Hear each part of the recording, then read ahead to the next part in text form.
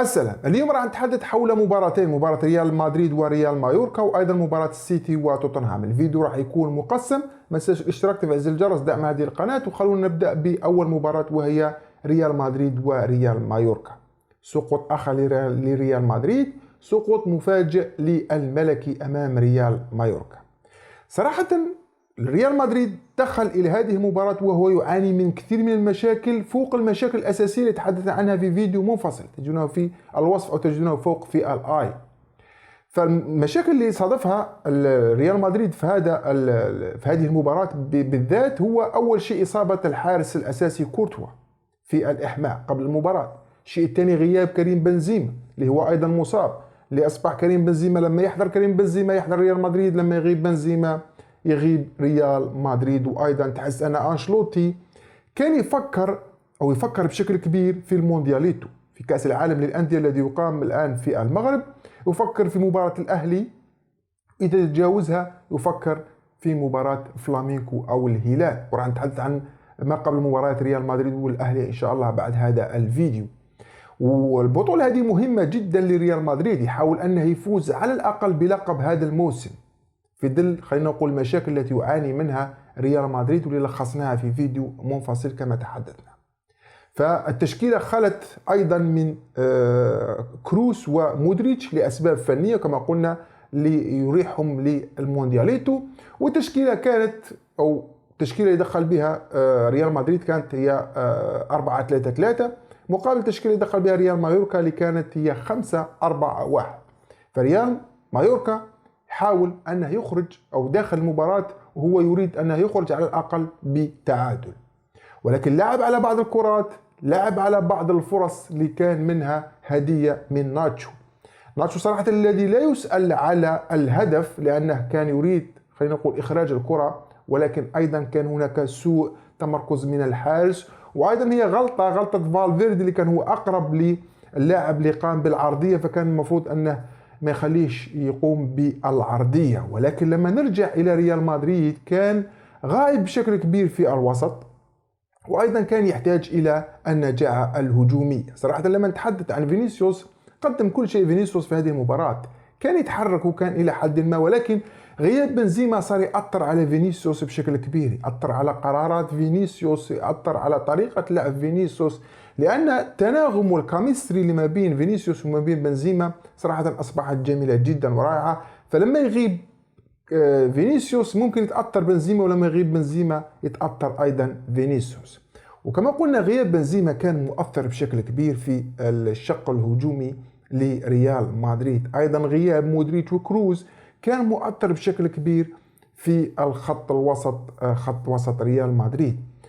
كان المفروض أن أنشلوتي يفكر بشكل كبير في الدوري وفي أنه يحاول أنه يضغط على برشلونة من أجل على الأقل أنه يتصدر هذا الدوري أو يكون أو ما يرهنش حظوظ منافسته حول هذا الدوري. وكان يبدأ بكروس ومودريتش، وفالفيردي يكون مكان أسانسيو على الجهة اليمنى، رودريغو طبعا في مكان بنزيما، ونتحدث عن جونيور. صراحة خلينا نقول ريال مدريد كان عندها فرصة التعديل، ولكن أسانسيو المهزوز اللي سجل في المباراة السابقة هدف خرافي وصعب جدا، ولكن الهدف السهل يضيعه أسانسيو. هذه دائما عند أسانسيو لاعب مزاجي، يقدم أحيانا مباراة وأحيانا ما يقدمش مباراة. ولكن لما نتحدث عن ظروف المباراة ككل فصراحة ريال مدريد كان يضغط ويحاول أنه يخلق حلول لتسجيل التعادل أو حتى للفوز، ولكن التكتل الدفاعي اللي كان من قبل لاعب ريال مايوركا والاستبسال أيضا من قبل الحارس اللي كان أيضا لاعب 50% في هذا الفوز، فوز ريال مايوركا على ريال مدريد، هو اللي صنع الفارق. أيضا الأفضلية إلى حد ما كانت أيضا في الوسط، في ممكن حتى خلينا نقول 70 دقيقة قبل دخول مودريتش أيضا وكاسيمي وكروس. فكان هناك غلبة شوية لريال مايوركا على الوسط، وريال مايوركا كان خلينا نقول يعتمد على الهجمات المرتدة، دي كانت خطيرة إلى حد ما حول ريال مدريد، ولكن ريال مدريد كان يحاول، ولكن خلينا نقول من دون أي نتيجة، وانتهت المباراة 1-0. إذا بقي ريال مدريد بهذه التشكيلة باعتماده على لما شفت ماريانو دياز دخل خلاص قلت أن ريال مدريد راح يخسر، لأن ماريانو دياز لا محل له من الإعراب في ريال مدريد. فإذا كانت هذه التشكيلة اللي راح يلعب بها ريال مدريد أمام الأهلي أو أمام فلامينغو، فأظن أن ريال مدريد راح يخرج خالي الوفاض. أكيد راح نتحدث عن هذا الموضوع. أما مباراة السيتي وتوتنهام فصراحة كانت مباراة غريبة إلى حد ما بسبب خيارات الأصلع غوارديولا. لصراحة خياراتها أحيانا تحس أنها فيها كمية من الذكاء وكمية من العبقرية ما شفتهاش في مدرب آخر على مر التاريخ. وأحيانا تجد في حمرنة وجحشنة وغباء تحس أنك ما شفتهش من أسوأ مدربين اللي شفتهم في حياتك كلها. وصراحة في هذه المباراة طلع شوية من الجحشنة والحمرنة أو السفسطة، خلينا نقول مش فلسفة، لأن الفلسفة شيء جميل أنك تطرح أسئلة وتخلق لها حلول، ولكن السفسطة اللي هي مجرد أفعال أو أقوال لا محل لها من الإعراب. وغوارديولا أحيانا يكون فيلسوف وأحيانا يكون سوفسطائي.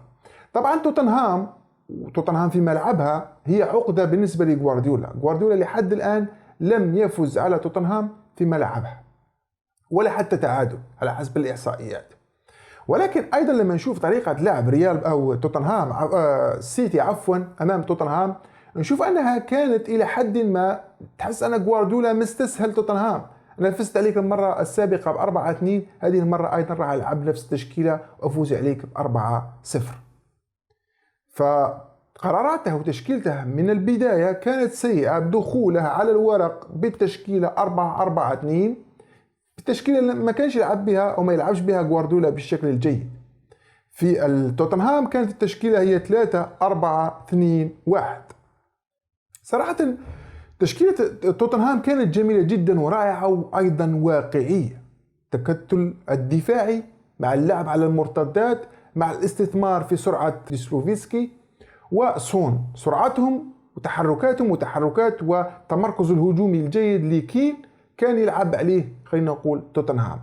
أما غوارديولا فصراحة المباراة مثل هذه من المفروض أنك تدخل بتشكيلتك المعتادة 4-3-3 ويكون فيها محرز هالاند جريليتش، في الوسط يكون فيها دي بروينا رودري وغاندوغان، وعندك في الخط الدفاعي هو الخط الدفاعي الجيد هذا ووكر وكنت أفضل ستونز أكانجي خلينا نتحدث عن آكي وريكو لويس اللي قدم صراحة مباراة جميلة جدا في خلينا نقول منصب حتى ما يلعبش فيه، نتحدث عن الظهير الأيسر. ولكن يقوم بإدخال ألفاريز وإدخال برناردو سيلفا. لما نشوف ماذا قدم برناردو سيلفا وماذا قدم ألفاريز، كيف تحرك برناردو سيلفا وكيف تحرك ألفاريز، وخلونا نركز على ألفاريز. ألفاريز لا كان في تحركاته كمهاجم ثاني مع هالاند بخطة 4-4-2، ولا كان صانع ألعاب في خطة 4-3-3. فكان تايه في الملعب، تايه في التمركز، ما مسكش كرات كثيرة، ما راوغش، ما ساعدش في اللعب. قراراته أيضا خلينا نقول إلى حد ما كانت خاطئة. نفس الشيء ينطبق على برناردو سيلفا. برناردو سيلفا أيضا اللي راوغ وتحس أنه راح يطلع شيء من مراوغاته ومن فنياته، في الأخير تحس أنها كرات باردة أو ممكن أنه يرجع بالكرة إلى الخلف. فهذه المباراة كانت محتاجة إلى غاندوغان العقل المدبر، محتاجة أيضا إلى خلينا نقول دي بروينا السحري والحريري في تمريراته. أيضا دخول غاندوغان ودي بروينا يعطوك خلينا نقول أفضلية في الوسط، يعطوك تحضير للكرة في الوسط. ممكن أنك تخلي لاعبين توتنهام يخرجوا من مراكزهم وتلعب على الأطراف ناحية محرز أو ناحية جريليتش، وتلعب على العرضيات اللي أصبح السيتي يعتمد عليها بشكل مبالغ فيه من أجل هالاند. أوكي هالاند إذا ما سجلت هالاند خلينا نقول نفعل خيارات أخرى، تسديد من بعيد أو خلينا ندخل أجنحة، كثير من الخيارات اللي كان يلعب بها غوارديولا في الموسم اللي قبله أو الموسم اللي قبله. فصراحة مشكلة أن غوارديولا يخرج محرز صاحب أخطر فرصة في المباراة في 90 دقيقة كلها، واللي كانت تحركاته جميلة وتمريراته كانت جيدة، وما كانش عنده خلينا نقول اللاعبين اللي يلعب معاهم رياض محرز. رياض محرز لازم يكون دي بروينا، خاصة إذا كنت أنت تبحث عن العرضيات تجاه هالاند، فرياض محرز يسحب لك مدافع أو اثنين. وحتى رياض محرز لما شفنا رياض محرز ما شفناش أنا بيريسيتش يتقدم للأمام. خروج رياض محرز في الدقيقة 59 بدأ يظهر بيريسيتش وبدأ يظهر خطورة بيريسيتش في الأمام. أعيدوا المباراة وشاهدوا. بيريسيتش بعد الدقيقة 59 أو قبل الدقيقة 59 كان مدافع أو كان ظهير. بعد الدقيقة 60 صار جناح وصار يلعب بالشق الهجومي أكثر. فكان المفروض أن رياض محرز كان له دور، خلينا نقول دور، حتى ولو ما كانش عنده دور فني فكان عنده دور تكتيكي.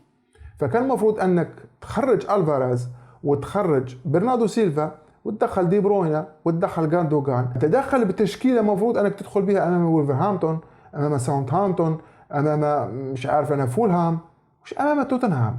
لأن اللاعبين أو الأفريقيا اللي مثل توتنهام، تحدث عن كانتي، تحدث عن سيميوني مع أتلتيكو، نتحدث عن نونو سانتو لما كان يدرب وولفرهامبتون وكان معدب غوارديولا. نفس التشكيلة، انك تلعب تكتل دفاعي وتلعب على المرتدات. المفروض انك تلعب لها بتشكيلة تكون جيدة، حتى اللاعبين اللي يكونوا في الوسط يكونوا يساندوا من الناحية الدفاعية. نتحدث عن دي بروينا ونتحدث عن غاندوغان. تخيل لو كان دي بروينا وغاندوغان، هل كان رودري راح يخطئ؟ تحدث عن تحركات غاندوغان وتحركات دي بروينا اللي ممكن انه يفتح مساحة لي تخلي رودري انه يلعب الكرة. فهذه هي مشكلة غوارديولا مع توتنهام صراحة. اللي خلينا نقول أرسنال لو يبقى غوارديولا يتفلسف بهذه الطريقة ويبقى خلينا نقول يعلق فشله على رياض محرز أو على لاعب آخر، فأظن أن أرسنال راح تضمن الدوري بنسبة 1000%، مش حتى 100%. فنتحدث عن مباراة سيتي وتوتنهام. المسؤول الأول والمسؤول الأخير عن فشل وخسارة السيتي هو غوارديولا، والمسؤول عن نجاح توتنهام هو اللاعبين اللي قدموا مباراة منضبطة تكتيكيا جميلة جيدة. نتحدث عن إيمرسون اللي خلى جريليش في جيبه، ونتحدث عن روميرو اللي كان يقدم في مباراة جميلة جدا وكان عامل بلوك على هالاند، ونتحدث عن كل اللاعبين صراحة اللي قدموا مباراة جميلة وجيدة. وتخيل أن كين من فرصة واحدة سجل عليك هدف ويطلع فايز. فهكذا تلعب كرة القدم، تلعب على جزئيات صغيرة، خاصة المباراة الكبيرة والمباراة اللي تكون متكافئة بهذا الحجم. مش أنك تتفلسف وتزيد وتعيد وتحاول أنك تفوز بالطريقة التي تريد بها أنك تفوز أنت. فهذه مشكلة غوارديولا، يريد أنه يفوز بالطريقة اللي يريد أنه يفوز بها، مش بالطريقة الواقعية. وهذا الشيء اللي خلى كلوب يتفوق دائما على غوارديولا. كلوب واقعي، غوارديولا خيالي. فهذا الشيء خلينا نقول أن السيتي ضيع فرصة كبيرة لتقليص الفارق بينه وبين أرسنال. على الأقل كانت نقطة، كانت تقلص الفارق أقل شوية ب4 نقاط. هذا اللي كان بخصوص مباراة السيتي وتوتنهام وأيضا ريال مدريد وريال مايوركا. إذا عجبك هذا الفيديو محتوى القناة تبقى علينا باشتراك في زر الجرس لإعجاب التلقي دائما هذه القناة. إلى الملتقى، سلام.